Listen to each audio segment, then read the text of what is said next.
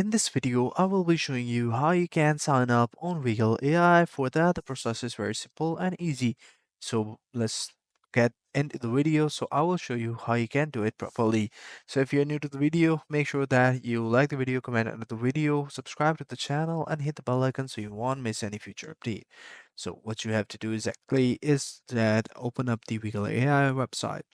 I will provide the link in the description below so you guys can check it out. So once you are on the website, there are many ways to get into the application and sign in. One of them is the try on web application right here. So I'm gonna go with this option right now. So first thing first, we're gonna go with the web application.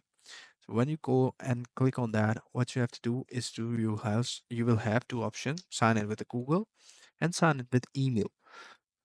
uh, Go ahead with the option that suits you best. And once you have done that, it will ask you for your Google account. Provide your Google account.